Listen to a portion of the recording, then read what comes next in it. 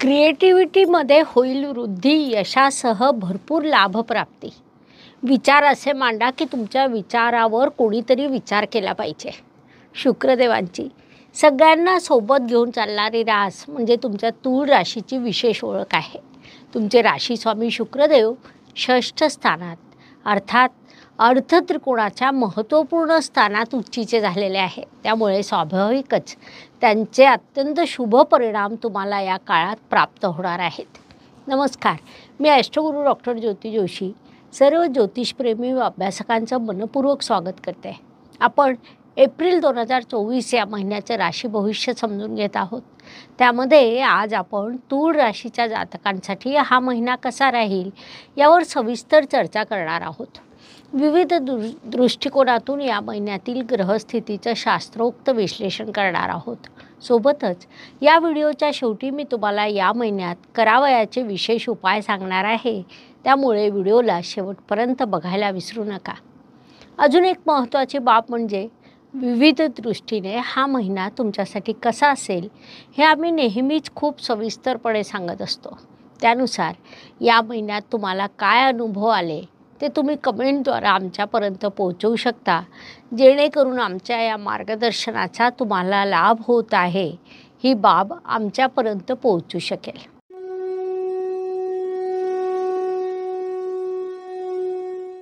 व्यक्तिमत्वाच्या दृष्टीने जेव्हा आपण विचार करतो तेव्हा राशीस्वामी, राशीवर दृष्टी टाकणारे ग्रह, राशीत असणारे ग्रह या सर्वांचा आपण विचार करीत असतो. महत्त्वाची बाब म्हणजे गुरु आणि बुध हे दोन नैसर्गिक शुभग्रह तुमच्या राशीवर दृष्टी टाकत आहेत. त्याचवेळी राशीस्वामी षष्ठ स्थानात म्हणजे अर्थत्रिकोणाच्या स्थानात उच्चीचे झालेले आहेत. व्यक्तिमत्वाच्या दृष्टीने ही बाब अत्यंत सकारात्मक म्हणता येईल. अर्थप्राप्तीचे योग तुमच्यासाठी निर्माण होतील आणि बुद्धिमत्ता देखील विकसित होईल, म्हणून या काळाचा तुम्ही सदुपयोग करावा. दहन कुटुंब वाणी या दृष्टीने विचार केला असता तूळ राशीसाठी मंगळदेवांची स्थिती महत्त्वाची ठरते, कारण ते तुमचे धनेश आहेत. मंगळदेव या काळात तुमच्या पंचम स्थानात म्हणजे त्रिकोण स्थानात विराजमान झालेले आहेत. विशेष बाब म्हणजे पंचमेश देखील तिथेच आहेत. अर्थात धन अधिपती आणि पंचमेश यांची युती तिथे झालेली आहे. परिणामस्वरूप घेतलेल्या शिक्षणातून धनलाभ होणं, शैक्षणिक लाभ होणं, शिक्षणात स्कॉलरशिप प्राप्त होणं असे विविध लाभ तुम्हाला प्राप्त होतील. घरात संततीचं आगमन होऊ शकतं, अर्थात तसं तुमचं नियोजन असेल तर. म्हणजे कुटुंबवृद्धी घडून येणं, कुटुंबात एखाद्या बालकाचं आगमन होणं यासारखे शुभ परिणाम तुम्हाला प्राप्त होतील. थोडक्यात या सर्व दृष्टीने हा काळ तुमच्यासाठी लाभदायक म्हणता येईल. त्याचा पुरेपूर उपयोग करून घ्या. पराक्रम व परिश्रमाच्या दृष्टीने विचार केला असता तूळ राशीसाठी गुरुदेवांची स्थिती महत्त्वाची ठरते, कारण ते तुमचे परिश्रमेश आहेत. गुरुदेव या काळात केंद्रस्थानामध्ये विराजमान आहेत आणि तेथून त्यांची दृष्टी तुमच्या परिश्रम स्थानावर आहे. अर्थात सुयोग्य आणि नियोजनबद्ध परिश्रम हे या महिन्याचं तुमच्यासाठी असलेलं वैशिष्ट्य म्हणता येईल. म्हणून या काळाचा तुम्ही पूर्ण लाभ घ्यायला हवा. वास्तू, वाहन, जमीन, सुखशांती या सर्व दृष्टीने विचार केला असता तुमचे चतुर्थेश आणि पंचमेश या दोघांची युती पंचम स्थानात झालेली आहे. त्यामुळे अर्थातच शुभ प्रभाव तुम्हाला प्राप्त होतील. तरीसुद्धा वास्तू घेताना संपूर्ण माहिती घेतल्यानंतर निर्णय घ्यावा असा सल्ला तुम्हाला देण्यात येत आहे. कारण शुभ प्रभावासोबतच फसवणूक होण्याचे योग देखील तुमच्या पत्रिकेत दिसून येत आहे. म्हणून या काळात जर वास्तू घेण्याचा विचार असाल तर संपूर्ण माहिती समजून घेतल्यानंतर निर्णय घ्यावा, ते लाभदायक राहील. शिक्षण, संतती, प्रणय या दृष्टीने विचार केला असता तूळ जातकांसाठी हा महिना लाभदायक म्हणता येईल. फार्मसी किंवा मेकॅनिकल क्षेत्रातील विद्यार्थ्यांना या काळात विशेष यश मिळेल. त्याशिवाय तुम्ही कलाकार असाल, आर्टशी संबंधित एखादं कार्य असेल, सोशल मीडियावर तुम्ही ॲक्टिव्ह असाल तर त्यातून देखील यश मिळताना दिसत आहे. महत्त्वाची बाब म्हणजे शिक्षणासाठी खर्च आणि लाभ या दोन्ही गोष्टी घडून येताना दिसत आहेत. इष्टदेव आशीर्वाद देतील. प्रेमविवाहाचे योग निर्माण झालेले आहेत. थोडक्यात या सर्व दृष्टीने हा महिना तुमच्यासाठी लाभदायक म्हणता येईल. या काळाचा सदुपयोग करा. आरोग्य, कर्ज, स्पर्धक, हितशत्रू या सर्व दृष्टीने विचार केला असता तूळ जातकांचे आरोग्य या काळात उत्तम राहील. अर्थात सर्दी, खोकल्यासारखे मानवी विकार शरीराला लागू असतात. अन्यथा उत्तम आरोग्याचे योग या महिन्यात तुमच्यासाठी निर्माण होत आहे. हितशत्रू माघार घेतील. स्पर्धेत तुम्हाला यश मिळेल.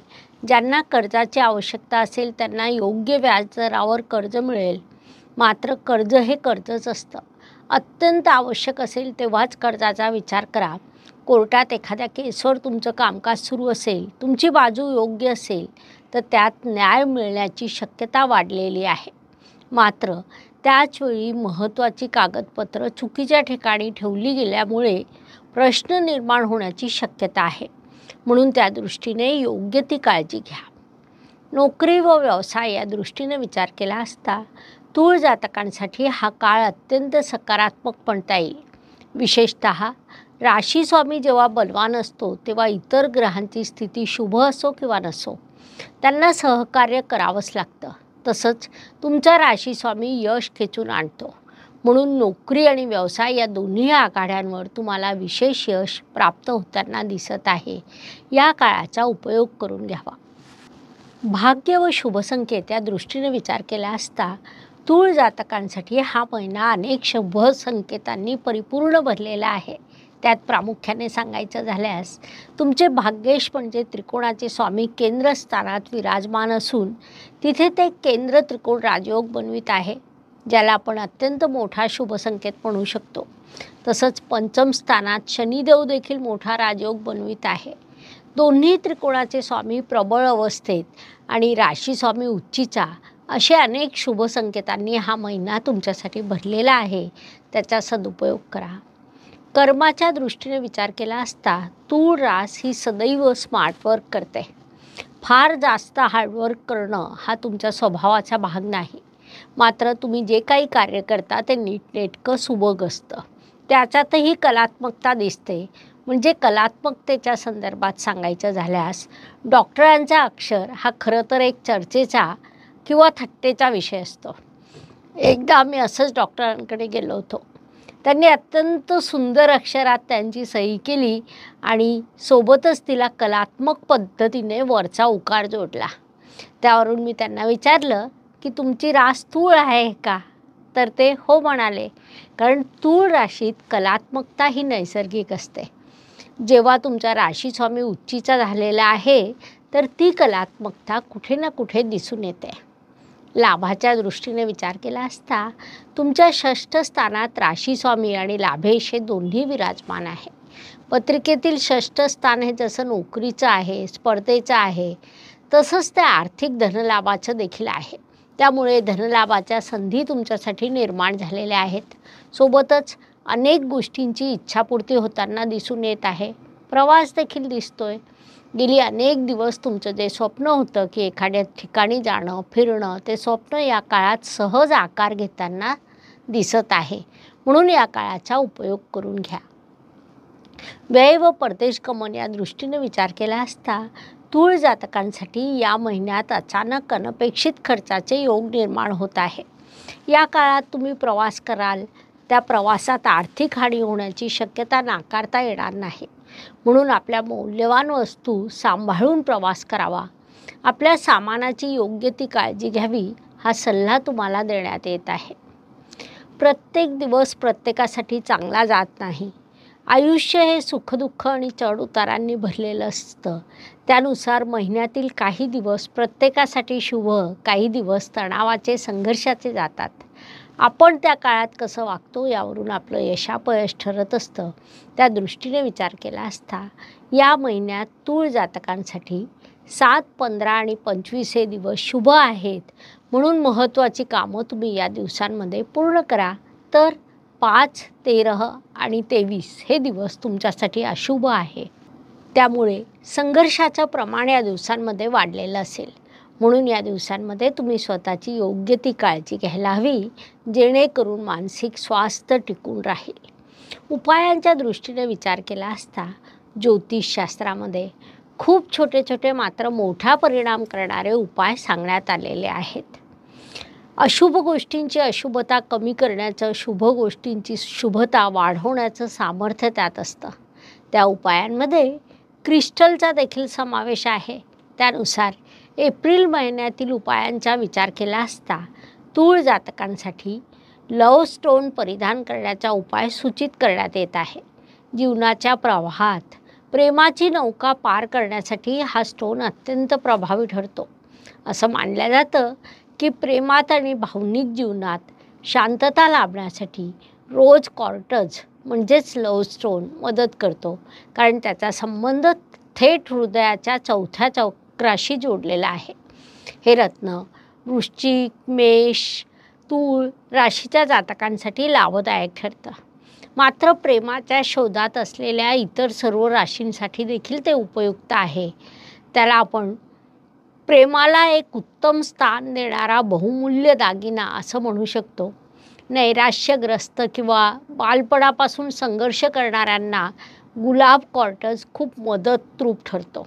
हे क्रिस्टल परिधान करण्यासाठी बुधवारी बुधाच्या होऱ्यात म्हणजेच पहिल्या होऱ्यात प्रियंगू कलिकाश्यम रूपेणा प्रतिम बुधम सौम्य सौम्य गुणोपते त बुधम प्रणमाम्यहम हा मंत्र 11 वेळा म्हणून हे रत्न परिधान करा. त्याचे शुभ परिणाम प्राप्त होतील.